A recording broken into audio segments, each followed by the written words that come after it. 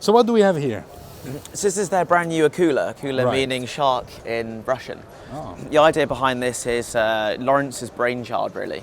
Right. With so many Ginettas already on tracks all across the UK and even other parts of Europe, Lawrence really wanted to try and expand the brand to be not just on the racetrack, but on the road as well. Right. To celebrate 20 years of the combination of LNT, that's Lawrence's group, and Ginetta, he's celebrating that by making 20 of these. This is already Right. one of 20. So it's a limited production, huh? Absolutely, yeah. This is Lawrence's personal vehicle. It's his personal one wow. that he specced himself, and is going to be the almost a test mule for all the cars that he's going to be making in the future. It features a 6.4 litre V8 engine. Right. That's an aluminium block with titanium internals. That's it's titanium crankshaft, pistons, conrods, all valve trains, etc. It's going to be putting out about 600 brake horsepower and will do about 180 miles an hour. As you can see, based on the fact that it's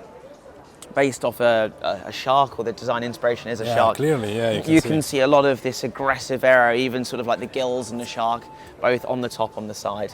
Definitely. So it's focused heavily around Ginetta's race performance. Right. Hence all the carbon fibre, that's all made in-house. In fact, everything is made really? in-house.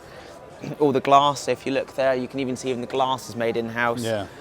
All the Alcantara's done the And so I mean, you The said centerlock wheels. You spoke about carbon fiber. Is the whole body of the car in carbon fiber, or just the elements that we see throughout? I couldn't be certain that one, but from memory, the vast majority is carbon fibre with a steel tubular chassis. So you'll also see that on the undertray it's all completely flat, Right. but obviously increasing that the down effect, sucking the car to the floor with Yes, this of incredibly course. aggressive, Very important, yeah. absolutely this incredibly aggressive diffuser. Wow, yeah, that's very marked. It's very present. Yeah, but I mean, it's something Absolutely. you need, for the downforce, you need all this sort of stuff. And I see also you got side exhausts.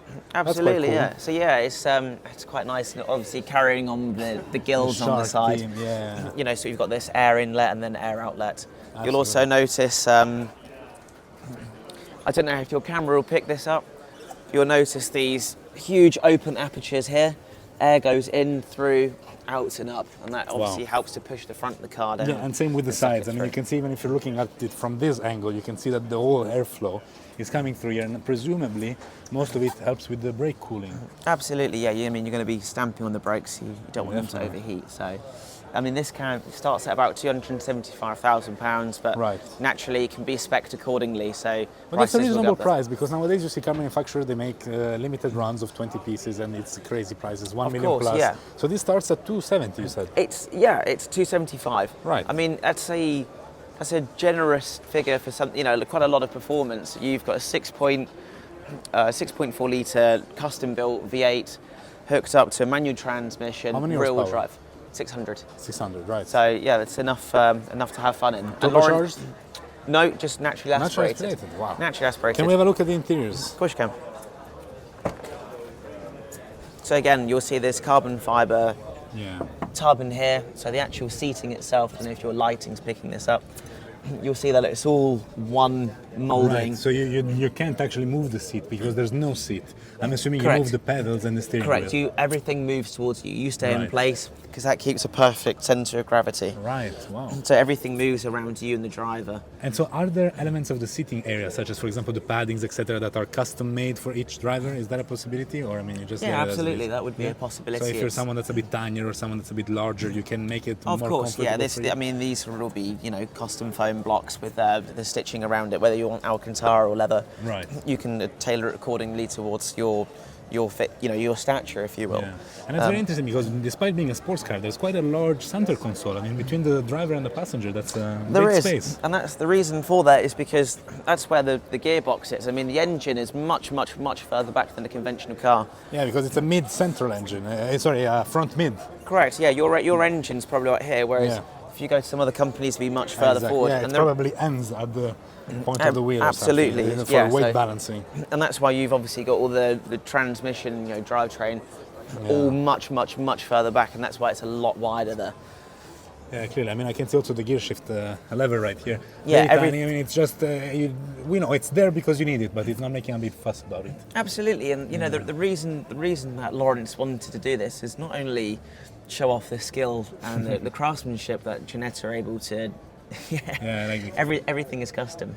Yeah. They not only wanted to show off the craftsmanship and the the race inspired skills, the racing inspired sort of design that they can do, but Lawrence also wanted to make it, believe it or not, with 600 horsepower, somewhat practical. Yeah. And the reason I say that is I haven't got a key at the moment to lift it up. Right. But you'll notice how big this leather bag is. Yeah, definitely. So Ginetta were going to enter into Le Mans. I'm not sure what happened with the program there. I can't be specific. But you'll notice that's a huge overnight bag. And the reason was Ginetta were going to go down to Le Mans. That's a good drive. That's about a good 12-hour drive or so from the UK, from where we are to obviously Le Mans. And the idea was he was going to take this down to Le Mans. So you can put a shotgun in there, you can put golf clubs in there, you can put a huge overnight bag, which some other cars really do struggle with in terms of that space. But at the same time, you have the feel of a really true race car in a way, because I mean the car is light, it's powerful, it's got a minor gearbox. I mean, it's really it is ultimately a driver's car. Definitely. I mean, you can understand it from the moment you see it. And the nice detail is, you know, they know what they're doing in terms of carbon fibre, so they're wanting to really show that off. So you've got carbon fibre. Yeah, clearly. The car is absolutely littered with it, and that's what keeps it nice and light but as I mean, well. Nowadays it's also a trend. It's been a trend for a few years now. But I mean, it's also if you have the possibility to do it in-house, I understand you might as well want to show it. Everything is done in-house, but they're also using a couple of other manufacturing methods, such as you'll probably notice some 3D printed panels here. Oh, is it? Yeah, and you've also got it on this. I don't know again how well it's going to your camera's going to pick it up. You've got this little 3D printed panel there. Right. And that also helps to keep sort of weight down as well, because interesting.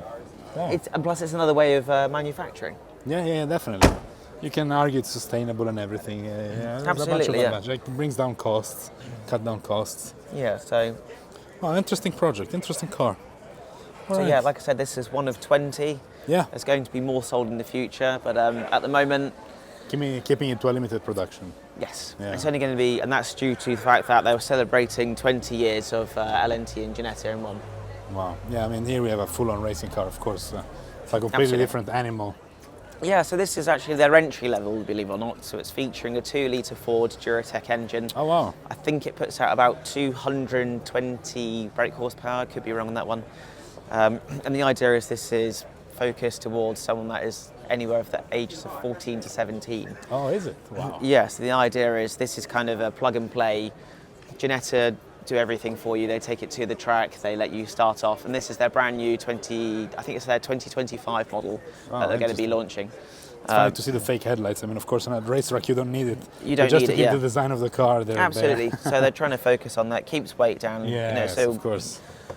It's all plexiglass as well, same here. But you've got a tubular chassis on the inside. I don't know if it's open, but you've got a tubular chassis on the inside, which has got all carbon fibre panels to obviously cover that up. But for all intents and purposes, it's a track-ready car. Definitely. You can go straight into racing. How much is this, do you know? I think this is around about £100,000. I mean, that's a good birthday gift for like 15 years old. It's what Lando Norris started in. Oh, is it? He started his career in one of these, so I think that's pretty much everything you need to know about it. That's good enough for him. If you think about, I mean, if you think about it, it's reasonable for a race car. Ultimately, you take it on a track. That's where you can start to develop your career. So it's not bad. Yeah, absolutely. So is this magnesium for the wheels or no? I couldn't tell you off the top of my head. I'm not 100% sure, but probably not. Given the price tag, I wouldn't think it is. Yeah, but, so it's probably again some sort of similar alloy. Yeah, of course, just to try and keep weights down and stuff. Weights and costs, of course. Absolutely, but as you can see, I mean, it's built to do one thing, and that's obviously driving fast. Sure, clearly. No, I mean, this front end is definitely unique. It's definitely iconic. Yeah. So it's some love it, some hate it, but overall, you can make everyone happy, can you? No, I mean it's certainly unique. You certainly recognise it. Yeah, it's for someone that wants something different. Absolutely. I mean, the reason why it's such a unique shape is obviously Ginetta being so involved in racing. They've obviously looked into how air starts to flow and how to push it back, and they've tried to make a unique feature of that engine being so far back. So that's why you can have such a low front. It's because it's so far back and then you start to scoop in. But again, it was something that Lawrence really wanted to sort of focus on by bringing something that was inside his head out onto the open world. And really. Here it is, And made a reality. Absolutely. All right, well, Robert, thanks a lot for your tour. It was a pleasure talking to you, Thank you very much. and best of luck. Cheers. Bye.